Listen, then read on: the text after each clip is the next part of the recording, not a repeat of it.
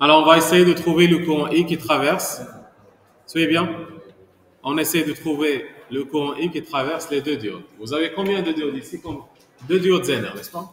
Ce sont des diodes Zener, non pas des simples diodes.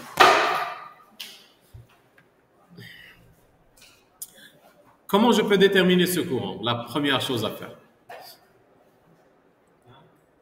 La première étape à suivre, c'est quoi? Très bien. Est-ce qu'elle est passante ou non? Je ne sais pas. Je dois connaître, est-ce qu'elle est polarisée en direct ou bien en inverse? Prenons la première diode. Peut-être je vais l'appeler la diode 1 et là c'est la diode 2. La diode 1, elle est polarisée comment?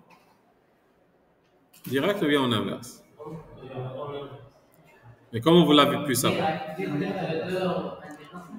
Essayons de se positionner. Là, je vais placer la masse. Alors, ça c'est son anode, oui ou non? L'anode, il est branché à quoi? Mais aussi, il est branché à quoi? Parce que là, c'est le plus, là sera le quoi? Le moins. Là, c'est le plus, là sera le moins. Qu'est-ce que vous retrouvez? Que puisque, bien sûr, pour les deux, leurs cathodes seront branchés dans les deux en même temps, et ainsi de suite. Puisque l'anode est connectée à quoi? À plus et moins en même temps, n'est-ce pas? Est-ce que je peux savoir? On ne peut pas savoir l'état de la diode. Qu'est-ce que je dois faire dans ce cas? Voilà, simplifier le circuit. Et c'est quoi la meilleure méthode avec laquelle on a simplifié le circuit? Non, on l'appelle quoi, Hadak? On applique quoi, le théorème de Thévenin? Voilà. Ce qui fait en appliquant le théorème de Thévenin. Vous êtes d'accord? Autrement dit, je vais transformer ce montage qui est en haut à un plus simple montage qui contient quoi? ETH, le générateur de Thévenin, en série avec une résistance de Thévenin. Et là, on met le point A. Et là, c'est le point.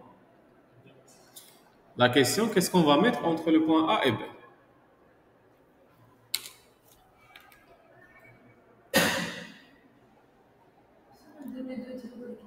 Très bien. Parce que c'est ce que je veux trouver. C'est mon point d'intérêt. On va l'appeler aussi, c'est la charge. La charge pour nous, ça sera les deux diodes qu'on a.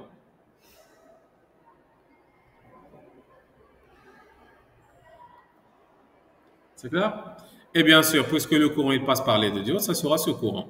C'est ce courant que je vais chercher. On est d'accord? Maintenant, comment trouver le ETH? Comment trouver le RTH? C'est ça la question. Prenez ça s'il vous plaît et après on va voir. Le ETH et RTH c'est égal à quoi? Alors, qu'est-ce qu'on a dit pour le ETH? C'est la tension UAB. C'est la tension UAB. Quand? Vérifiez s'il vous plaît ce qu'on a déjà écrit. C'est la tension UAB quand? Lorsque la charge elle est à vide. Ça veut dire lorsqu'on enlève tout ce qui est entre A et B. On va l'écrire. Lorsqu'on élimine ce qui est entre A et B.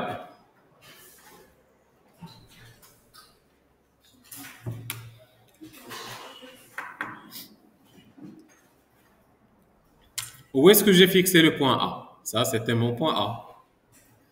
Et là, c'était mon point B. Pour trouver le ETH, c'est UAB, mais à condition. Lorsqu'on élimine ce qui est entre A et B. Ou bien on dit, lorsque la charge à vide, c'est une charge à vide. Vous êtes d'accord ici? Bien.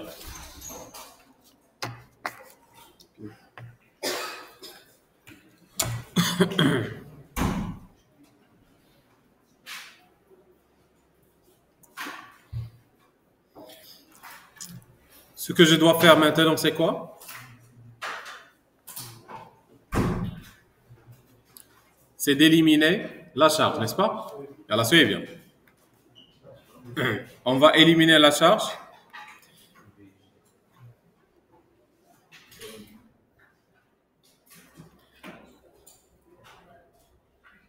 On efface maintenant les diodes. C'est ça, éliminer la charge.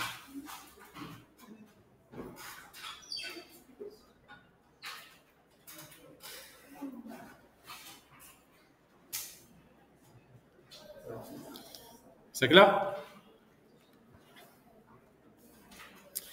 Et qu'est-ce que je calcule? C'est la tension UAB.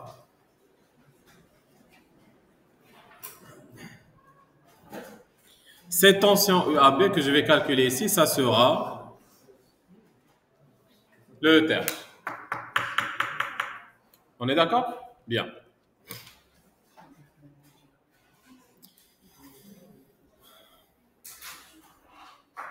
Comment maintenant déterminer cette tension UAB? On a dit le UAB, c'est une tension, oui ou non? Et aussi, c'est une différence de potentiel. C'est le potentiel dans le point A moins le potentiel dans le point B. N'est-ce pas? Ce qui fait que je dois chercher le VA et je dois chercher le VB. C'est quoi le VB? VB est égal à 0 parce qu'il est connecté à la masse. Alors, VB est égal à 0 parce que c'est la masse. Il est connecté à la masse.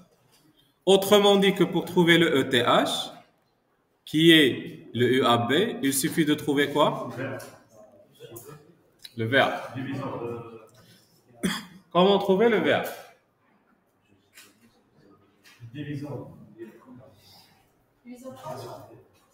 Il est ici, regardez. Ce qu'on doit faire attention. Diviseur tension. On peut faire diviseur tension si il y avait des résistances en série.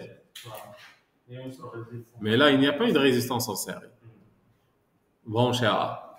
Pourquoi? Parce que vous avez le R3. Et le R3, je peux l'éliminer. Regardez.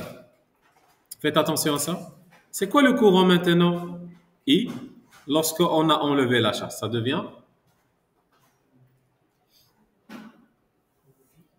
le courant I. C'est combien? Vous avez enlevé la charge. Ça veut dire aucun courant ne va passer par cette charge. Ça veut dire c'est zéro.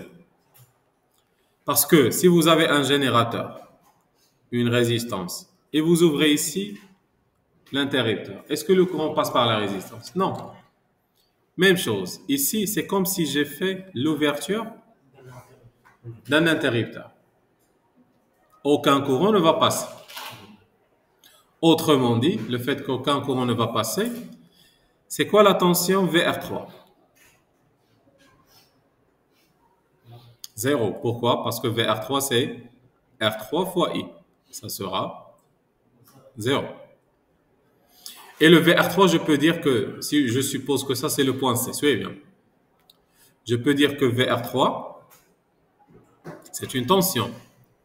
Ici, c'est la différence de potentiel entre quoi? VC moins VC, VA. Vous êtes d'accord?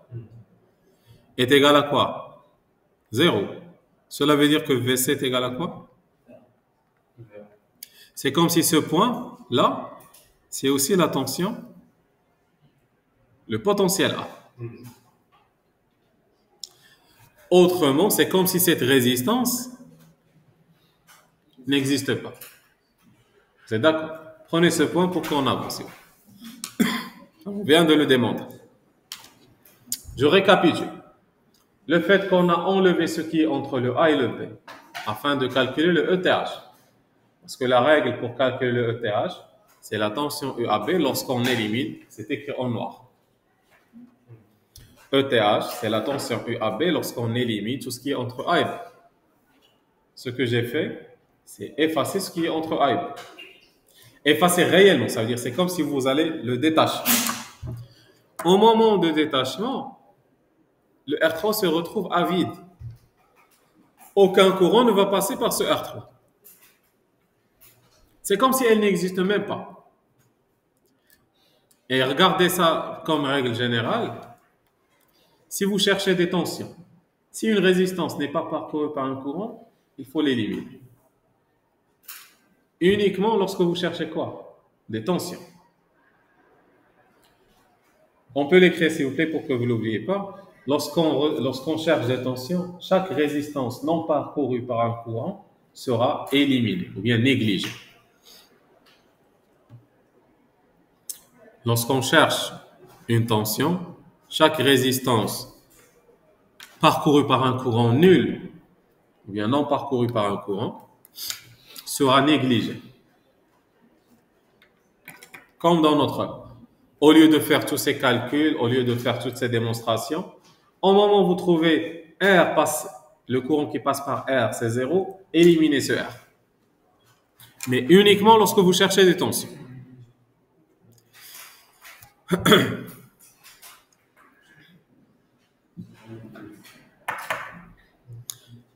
Alors, votre attention. Maintenant, c'est quoi le VA? Comment trouver le VA? Le VA, elle est connectée à quoi? À combien de résistances? Deux résistances. Vous avez la résistance R1 et vous avez là la résistance R2. Comment la trouver? Non, moi je cherche le potentiel entre les deux. Qu'est-ce que je vais appliquer? Quel théorème? Mai, oui, il peut vous donner ça, mais ce n'est pas le plus simple. Millman, théorème, je fais un rappel. C'est quoi le théorème de Millman? Il vous dit que si vous avez plusieurs résistances et vous cherchez un potentiel entre ces résistances, peut-être le VA, et là c'est R1, R2, R3, mais vous devez connaître le potentiel derrière chaque résistance, peut-être ça c'est E1, E2, E3. Le VA s'écrit comment? On l'a déjà fait plusieurs fois durant le cours. C'est E1 sur R1 plus, voilà. Voilà, sur la somme des conductances liées à l'inverse de la résistance.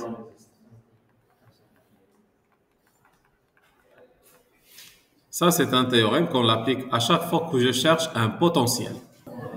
On a comme E1, mais c'est quoi? La borne négative de E1. Ce qui fait là, c'est combien? Moins E1. Là, c'est quoi? C'est la borne positive de? C'est plus E2. Et puisque c'est... Là, j'en ai E1, on met autre chose. Parce que, on a qu'une la masse. S'il y avait un générateur, c'est la somme des deux générateurs. Il faut faire attention à ça. Alors maintenant, on va l'appliquer, s'il vous plaît.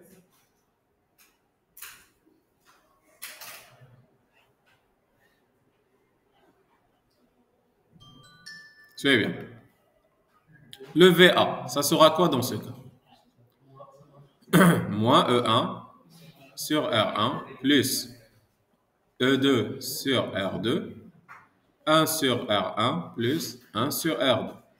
C'est ça le théorème de Millman, très simple. Maintenant, je développe mes équations. Ça sera E2 fois R1 moins E1 fois R2 sur R1 fois R2, le tout divisé R2 plus R1 sur R1, R2. Ça va être égal. J'élimine ça avec cette partie. Finalement, ça sera E2 R1 moins E1 R2 sur R1 plus R2. Et ça, c'est quoi? C'est le ETH. Rappelez-moi, s'il vous plaît, c'est quoi le R3, le RTH? Comment le déterminer? Par définition, c'est quoi le RTH? Oui. C'est ça. C'est la résistance équivalente mesurée entre A et B lorsque toutes les sources sont désactivées. Messieurs, donnez-moi votre attention, s'il vous plaît. Alors, qu'est-ce qu'on va faire? Je dois toujours garder la charge éliminée. N'oubliez pas ça. Toujours la charge doit rester éliminée. Et qu'est-ce que je dois éliminer davantage? Toutes les sources, je dois les remplacer par quoi là? Vous avez des sources de quoi? Courant ou bien tension? Très bien. Et si c'est une source de tension, je la remplace par quoi si elle est désactivée? Par un fil. Alors, c'est ce qu'on a fait durant les dernières séances. Le E1, je la désactive, je la remplace par un fil conducteur. Ou bien, si c'était réel, par sa résistance interne. Ça aussi par un fil conducteur. Là, c'est mon point A. Là, c'est mon point B. La question, c'est quoi la résistance équivalente mesurée entre A et B? Autrement dit, ces résistances, ils sont comment? Série, parallèle, parallèle, série. Qu'est-ce que vous en pensez? Entre A et B. Suivez bien. Les résistances entre A et B, elles sont comment?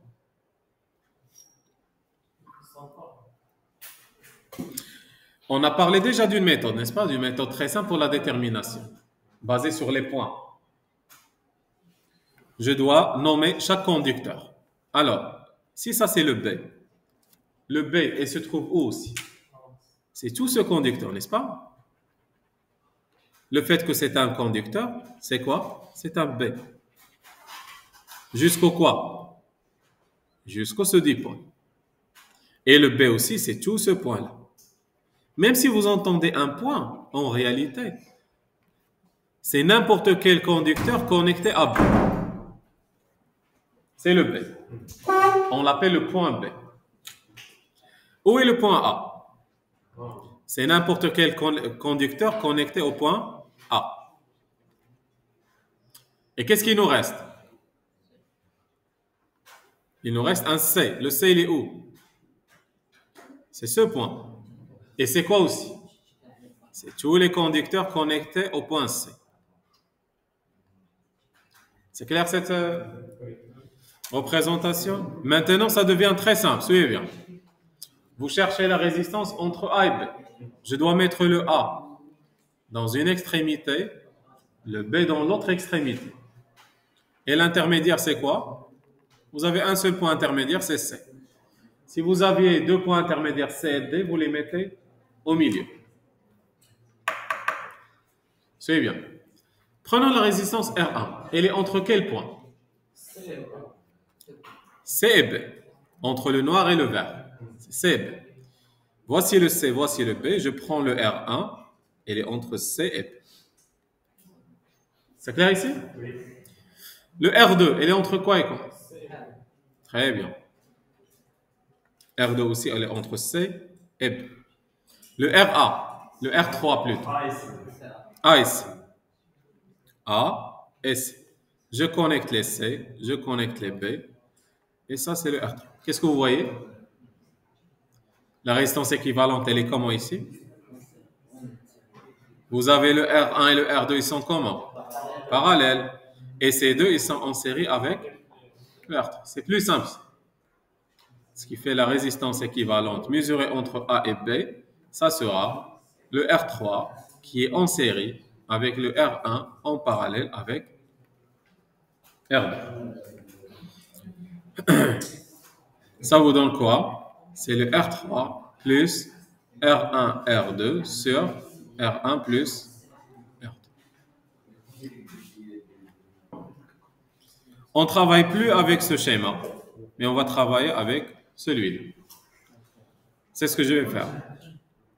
Maintenant, j'ai le ETH, le RTH, le point A, et là vous aurez votre point B, et là on met les diodes Zener.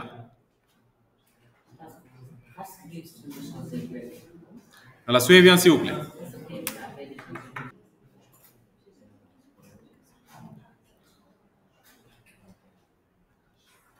Alors suivez bien s'il vous plaît.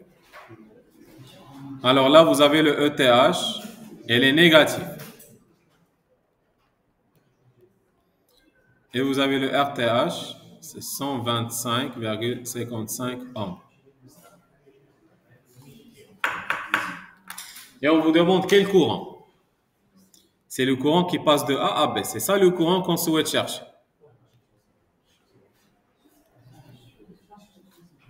Réellement, le fait que vous avez un générateur négatif, le courant qui circule, il sera dans quel sens? Réellement. Suivez bien s'il vous plaît. C'est là on va déterminer la polarisation des diodes. Réellement, ça c'est négatif. Le courant il va circuler dans ce sens. Ça on va dire que le courant réel. Avec un seul. C'est clair? Si le courant il circule dans ce sens, cette diode elle sera polarisée en inverse ou bien en direct? C'est une diode, la diode D1 en direct. On va l'écrire ici. Ça c'est la diode. Ça c'est 1, n'est-ce pas? Ça c'est 2. On va dire que la diode 2 en direct. Ça veut dire c'est un fonctionnement en diode.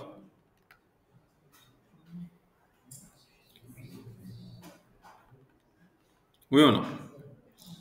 La diode D2 elle sera comment? Parce que le courant rayé circule dans ce sens. La première chose qu'il va rencontrer, il y a de la barre. Ça va être le D2, c'est quoi? Le D1, c'est en inverse. Et sur un fonctionnement en Zener. C'est clair? Oui.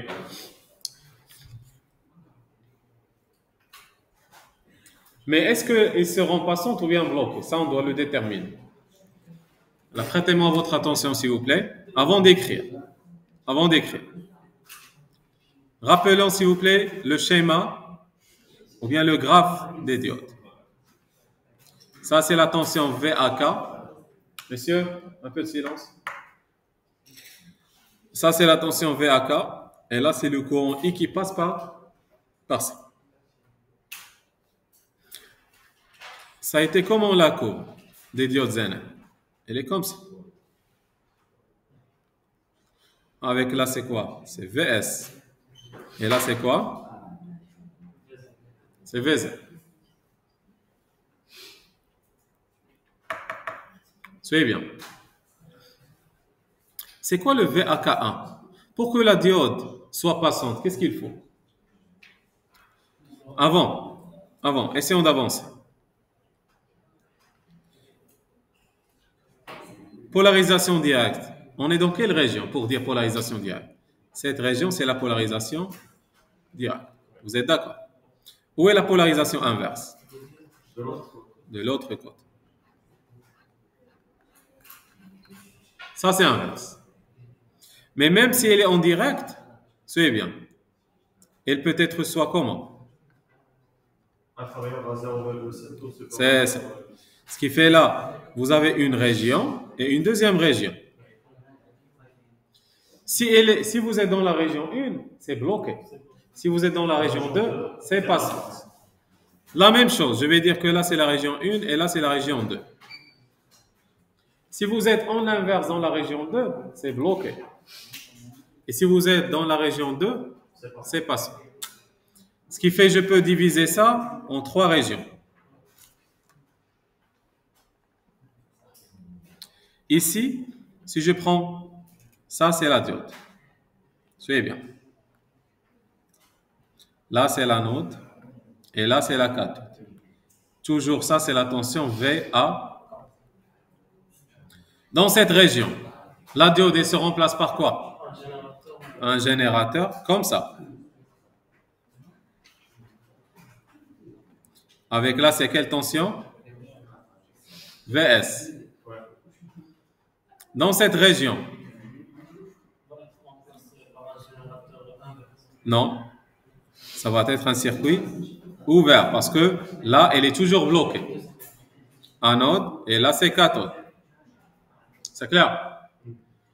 Et là, on la remplace par quoi? Par un générateur de tension comme ça. Dans la valeur ici, c'est quoi? VZ. Alors là, c'est l'anode. Et là, c'est la shal. C'est-à-dire la diode 1. Oui ou non? Qui fonctionne en Zener. Il y a la diode 1. Son VZ, c'est quoi? 2,7. Ou toujours le VS, il y a 0,7. Il y a de la valeur qui est comme cette valeur, réellement, à moins 2,7. VZ, c'est 2,7. Mais quand tu as le schéma, elle est négative, bien sûr. Yani, pour qu'elle passe, il faut que le VAK soit inférieur à moins 2,7. Ou bien on dit supérieur à 2,7. C'est clair ici? Et là, on va voir.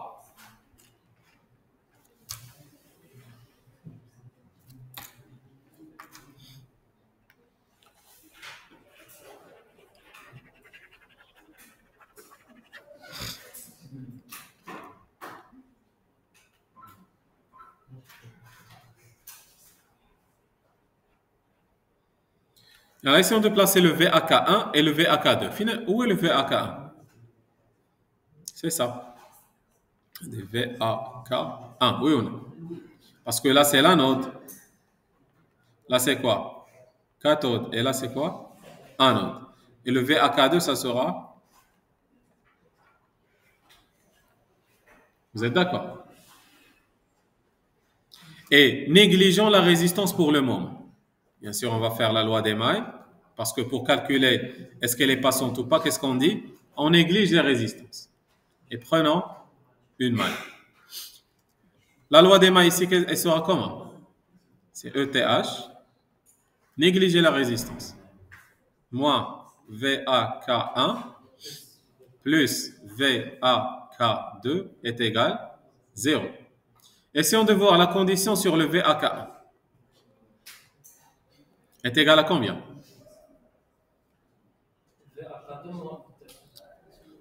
C'est là, VAK1, c'est ETH, plus, regardez, là le VAK fin كاينه هي هذه. Qu'est-ce qu'on remarque? Que le VAK شنو هي؟ Il est moins VZ, oui ou non? Le VAK, c'est moins VZ. Et le VAK, ici fin كاينه هي هذه. هنا le VAK اش كتكون؟ هي VS. Très bien. Yani pour la diode, si en fonctionnement diode, VAK c'est VS, en fonctionnement Zener, VAK c'est moins VS. Parce que c'est le sens opposé. Elle est là, regardez ça. Alors VAK1, c'est pour la diode 1 qui fonctionne en quoi? En Zener. Essayons de la calculer, c'est combien? ETA, c'était combien? Moins 5,48 plus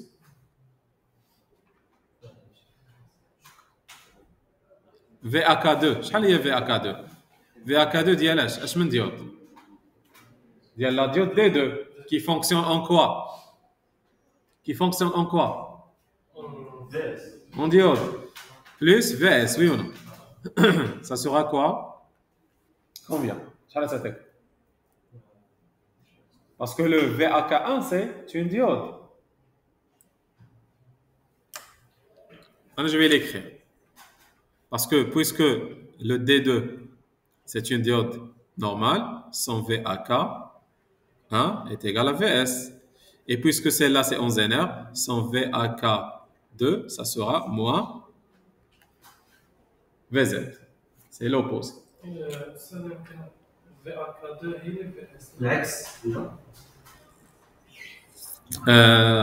Oui, oui. J'ai inversé juste à de l'appellation. Il y a 2. Très bien. 2 il y a le VS. Vous voyez? Yani, attendez la valeur s'il vous plaît. VS il y a 0,7. Moi, calculez ça s'il vous plaît.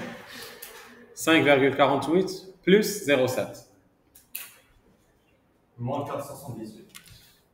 Moins 4, regardez, virgule 78 volts.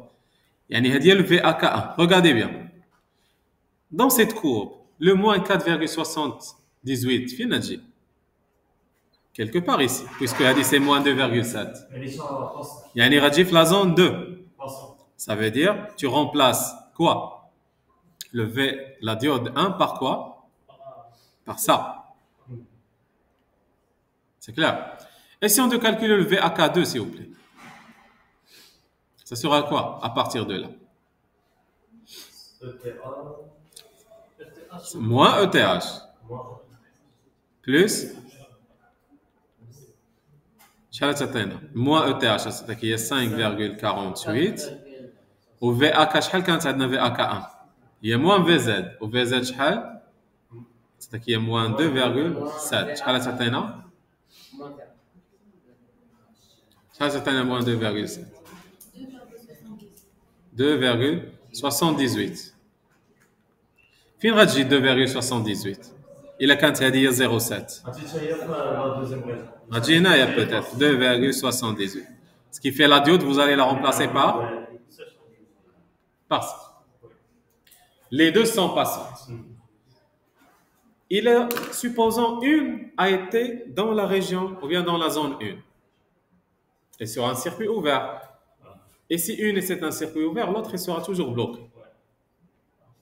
Il a وحدة فيها تحت la zone 1, le courant c'est 0. Mais le fait que la diode Zener c'était moins 4,78 et dans la VZ, ou la diode c'était 2,78 mais il a la 0,7, il les régions qui passent. C'est clair l'importance de la courbe? Elle est très utile. Mais pour la déterminer, négligez les résistances dans le schéma. Gardez uniquement les vies. Pour calculer le VAK de chacun. Vous aurez quoi ici? C'est toujours le ETH. C'est le courant que vous cherchez. La résistance RTH. Le point A. La première diode, c'est quelle diode? C'est la diode 1 qui fonctionne en quoi? En Zener. Je la remplace par quoi? Je la remplace par ça. Dans l'anode, c'est la borne négative. Bien. Ce qui fait l'anode, c'est la borne négative. Cathode, c'est la borne positive. Je continue. La diode D2 qui fonctionne en diode. Je la remplace par ça. L'anode, c'est positif. Où est l'anode? Il est en bas. Ah ouais, l'anode, il est en bas. L'anode, c'est positif. Après la cathode, ça sera comme ça. Le fait que le courant passe dans ce sens, la tension RTH, il sera comme ça. Là, c'est VZ. Là, c'est VS. Là, c'est anode, cathode. Là, c'est cathode, anode. C'est quoi la loi des mailles, s'il vous plaît? Ça sera ETH moins VRTH plus VZ plus VS égale à 0. Alors, c'est ETH moins RTH fois le courant que je cherche plus VZ plus VS est égal à 0. Ainsi, le I, ça sera quoi? Ça sera ETH plus VZ plus VS sur application numérique moins 5,48 plus 2,7 plus 0,7 sur 125,55. Le I, ça sera combien? en milliampères, s'il est très faible.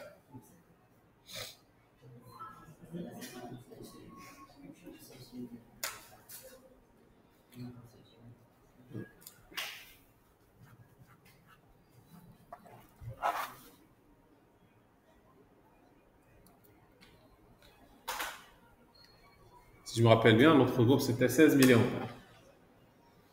Vérifiez. 16. Ouais. Moins 16. Ça veut dire que réellement, le sens de courant, il sera comment? Opposé, qu'on a déjà fixé.